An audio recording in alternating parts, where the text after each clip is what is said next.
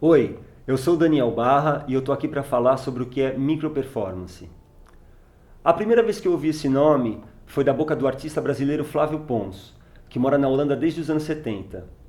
O Flávio é um tipo alegre e muito criativo, que de maneira espontânea e improvisada cria essas efêmeras ações durante o seu trajeto cotidiano pelas ruas de Amsterdã. Para dar um exemplo, uma vez ele saiu de casa vestindo seu antigo uniforme de cozinheiro, disparando diferentes reações nas pessoas que encontrava pela rua. Outra hora, quando via um lixo cheio de coisas legais, construía ali uma escultura. Ou então, quando ia visitar alguém, preparava alguma surpresa com algo inusitado que encontrava pelo caminho, e chamou essas coisas de microperformances. Quando eu deparei com isso, teve duas questões que me chamaram a atenção, que são a diluição da fronteira entre arte e vida e a desinstitucionalização tanto do artista quanto do lugar da arte. Ou seja, são ações que permitem que o sentido da arte seja experienciado na própria vida, sem a necessidade de palcos ou galerias. E que não só um profissional da arte ou alguém que domina uma técnica pode realizar essas ações, mas qualquer pessoa está capaz de produzir a sua própria experiência estética. Bom, o foco do Flávio estava na capacidade que a microperformance tem de transformar o cotidiano. E seguindo essa trilha, já podemos listar algumas de suas características.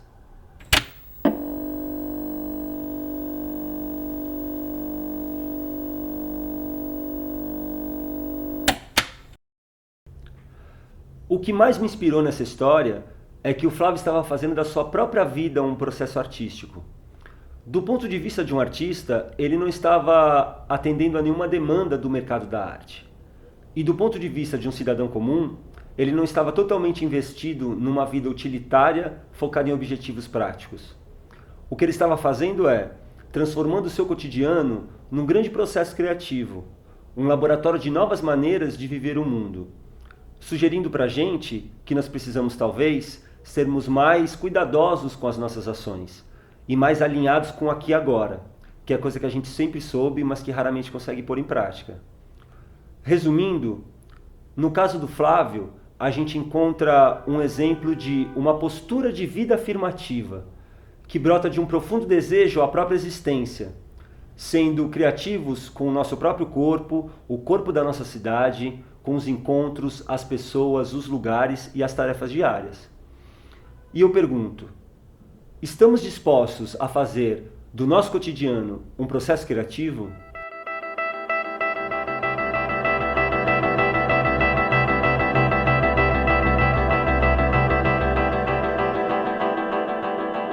Ao longo do ano de 2013, após o Flávio Pons me incentivar a aprofundar o conceito de microperformance, eu organizei algumas oficinas com o intuito de estudar o assunto coletivamente. Nessas oficinas, começamos investigando a microperformance do ponto de vista de quem a propõe e de quem a percebe. Ambos os casos sugerem reflexões da maneira como lidamos com o nosso próprio corpo, a cidade e os agenciamentos que os constituem. O problema de como afetar e como se deixar afetar diz respeito a uma postura ativa e inventiva. E foi esse o nosso foco durante os encontros. Nessas oficinas também a gente passou a diferenciar alguns tipos de ações. E o mais básico que conseguimos estabelecer durante esse período foram três. As que se comportam como exclamações, são diretas e chamativas. As que se apresentam como interrogações, causando dúvidas e discernimento. E aquelas que são mais sutis, podendo muitas vezes passar despercebidas. Outro ponto que levantamos é que hoje em dia vemos muitos corpos insensíveis e endurecidos que passam reto diante do artista que está se apresentando na rua. Nos questionávamos se as microperformances não seriam, então, uma estratégia estética para afetar e inspirar as pessoas, independente da chancela da arte, tocando esses estriados espíritos quando eles menos esperam e, principalmente, de uma maneira que eles ainda não sabem como definir. Indo além da arte institucionalizada, criaríamos linhas flexíveis que ainda escapam de computações normatizantes, produzindo assim verdadeiras zonas autônomas temporárias.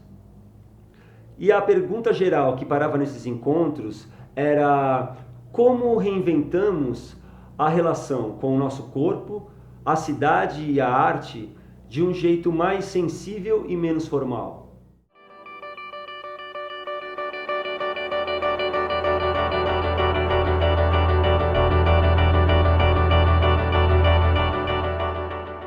Em fevereiro de 2014, eu criei um grupo no Facebook chamado Microperformances.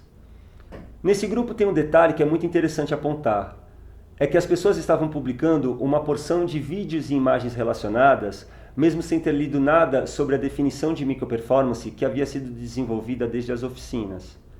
Talvez isso se desse porque microperformance é algo que sempre existiu, só que nunca teve um nome para isso. E eu pergunto a vocês, será que o que estamos chamando de microperformance não é algo que sempre esteve aí?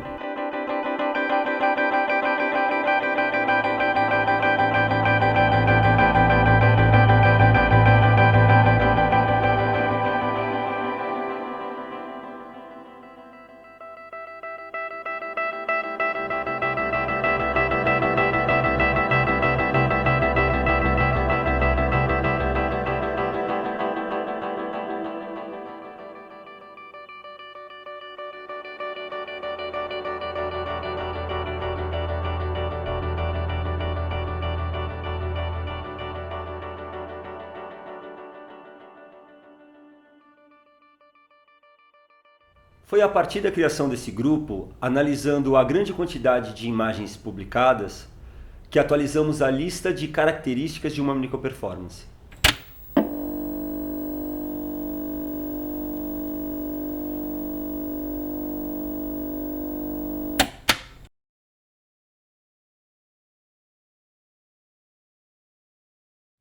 Agora eu gostaria de falar um pouco sobre alguns desses itens.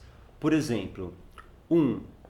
O fato de nós observarmos pessoas comuns realizando essas ações não significa que um artista não possa realizar uma microperformance, contanto que, estrategicamente, ele se passe por cidadão comum numa situação cotidiana.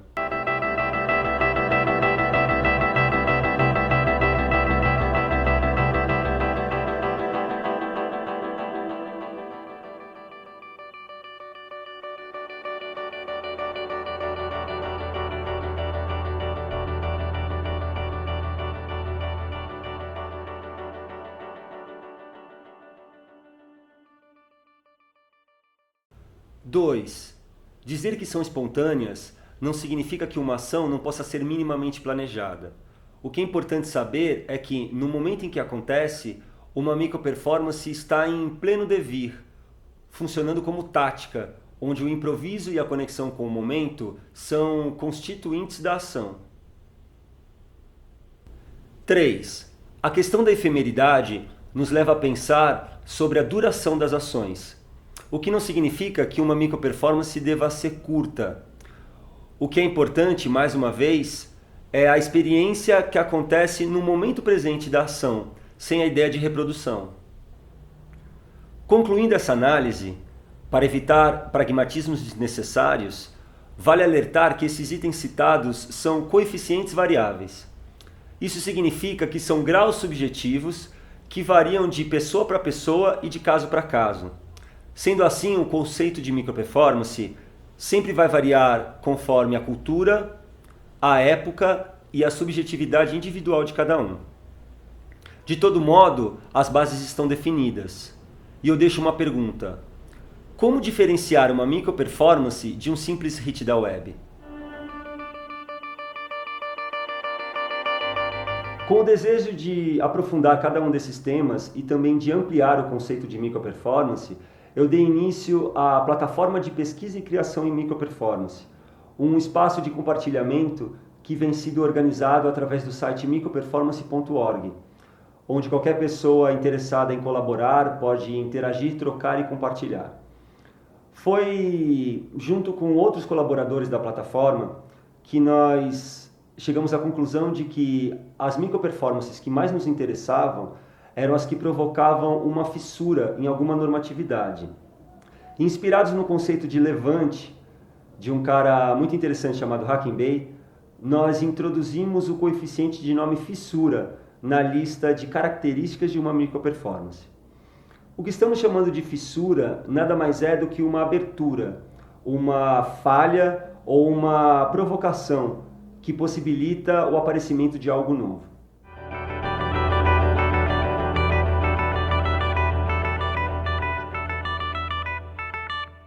E chamamos de normativo o performar de um conjunto de regras e normas prescritos de maneira geral pelo modus operandi do capitalismo, do colonialismo e do patriarcado. Padrões tão estabelecidos de modo que já nem lembramos o quanto eles dominam os nossos corpos e comandam as nossas atitudes. E é muito importante lembrar que normativo, inclusive, pode ser o nosso jeito próprio de pensar, de comunicar, de sentir e de percebermos as coisas.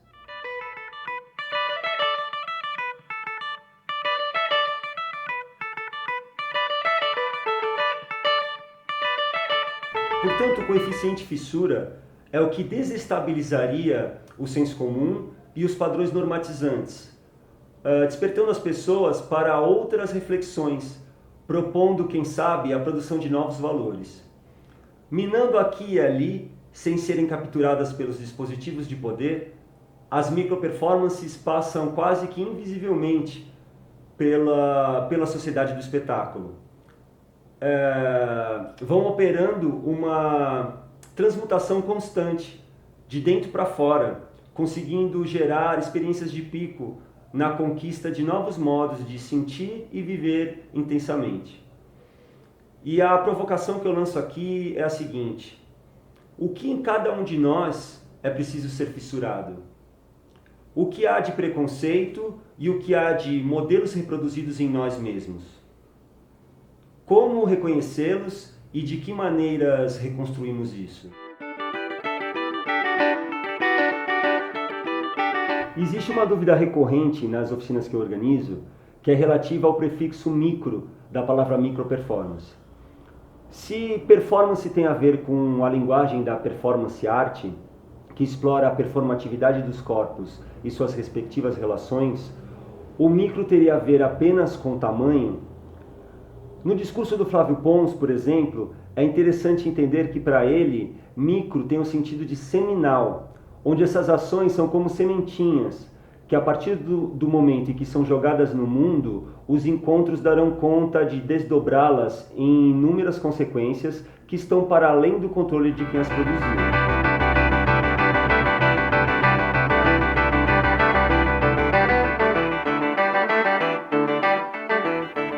Mas existe ainda o sentido da micropolítica, que é um termo cunhado pelos filósofos Félix Guattari e Gilles Deleuze.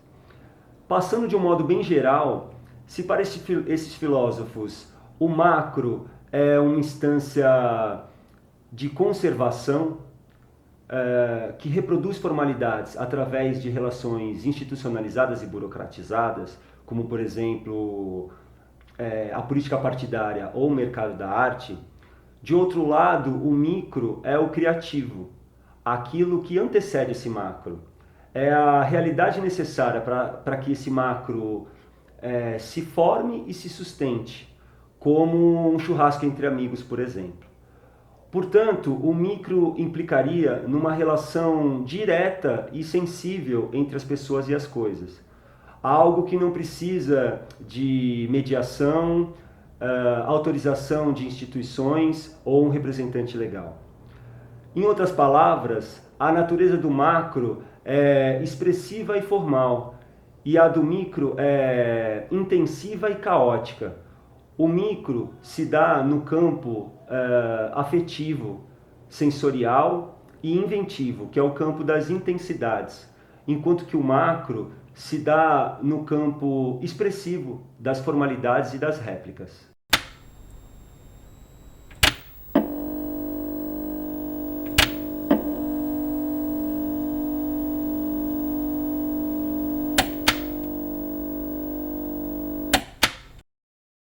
As microperformances seriam, portanto, espontâneas e afetivas, como os encontros de boteco, ao invés de burocráticas e organizadas institucionalmente, do tipo as bicicletas do Itaú.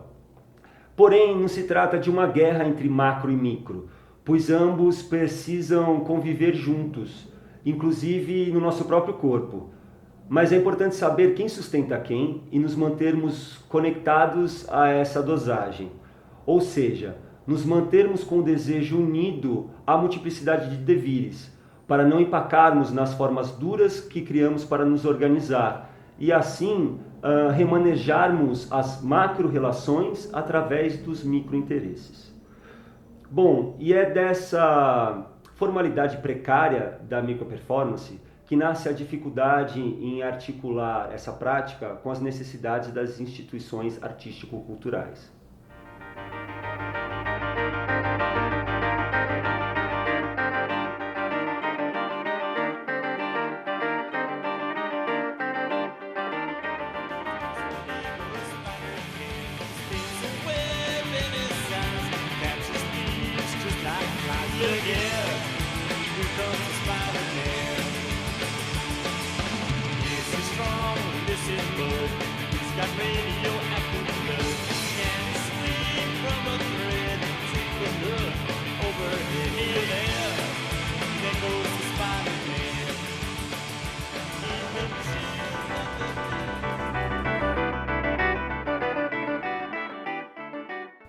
Gostaria de finalizar esse vídeo apontando o tema que mais tem me interessado aprofundar daqui para frente, que é a questão do empoderamento. Como o cidadão comum pode empoderar-se da microperformance enquanto tática? E eu me pergunto, poderiam as pessoas serem mais criativas com o seu cotidiano, fazendo das suas próprias vidas um processo artístico? O que as impediria de fazê-lo? Aonde chegar nessas pessoas e como criar esse diálogo? Meu desejo com a microperformance, portanto, é vê-la propagada e incorporada cada vez mais como uma tática de quebra-cultura, uma livre ferramenta exercida através do fazer criativo, levando as pessoas de encontro ao seu autoconhecimento, atrelado à convivência político-social, possibilitando que assim possamos não só transmutar as nossas vidas, mas também o mundo. Um mundo mais cuidadoso, mais afetivo e mais criativo.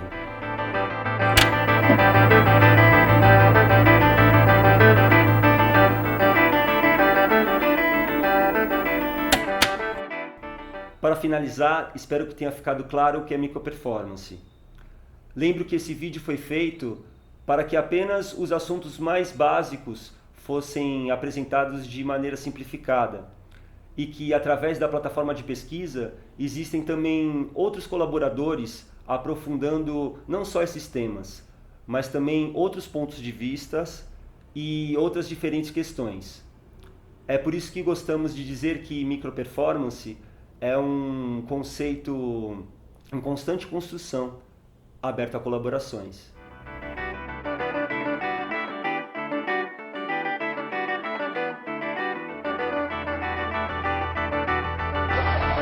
Aí sim!